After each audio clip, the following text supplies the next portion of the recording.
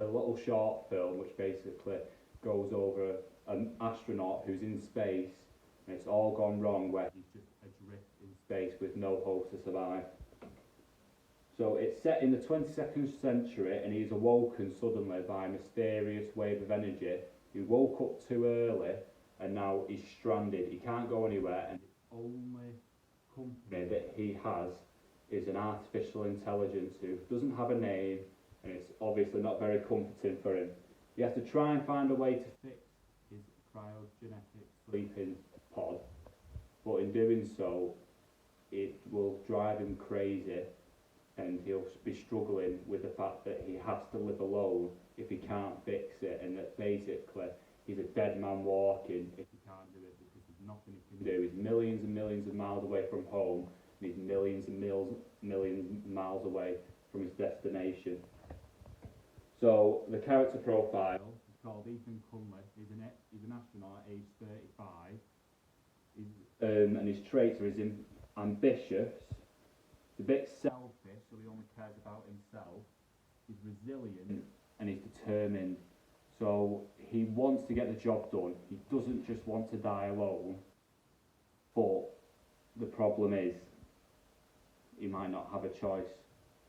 That's what will be his tragic downfall, as he's unable to fix it, even though he's constantly trying, which will drive him crazy because he's angry at himself that he's unable to fix things and go back to what he wants it to be. So why is this film important? So there's a few benefits and why it's important, because we all know with COVID and the lockdown, people were getting depression and feeling alone. But this film, even though it takes it to the extremes and it's in space, it still tackles the fact of loneliness and feeling like you've got nothing left and there's no point. So it'll be a benefit to the Manchester Film School, because I believe it shows that we're interested and we care about people's mental health. And in all honesty, it'll be a real tearjerker for those who are feeling alone, but it also shows that there's always light at the end of the tunnel. So no matter what, even in the worst scenarios, such as being locked in space with nowhere to go, you're literally stuck in a small little shuttle where it's about 2 feet of metal and then the abyss, which if you go out there you die instantly, and how he will overcome it.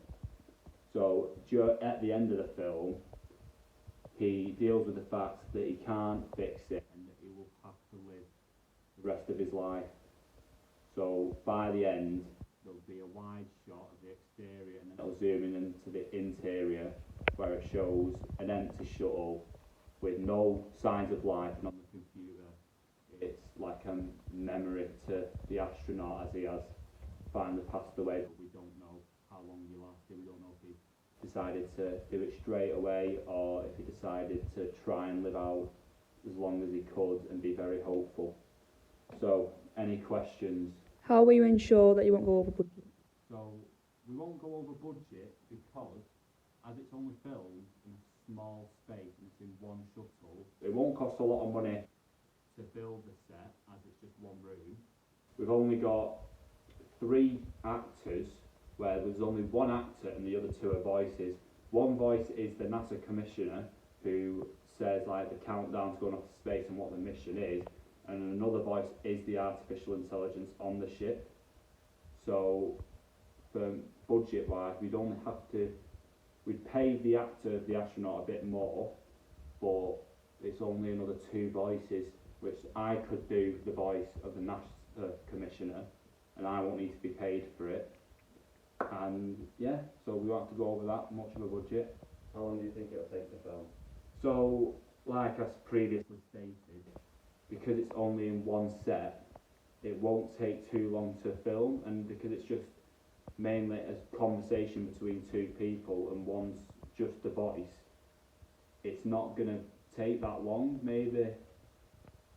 Maybe a month just to film, or maybe even less than that. Maybe if the actor learns his lines, then it's about 2 weeks maybe.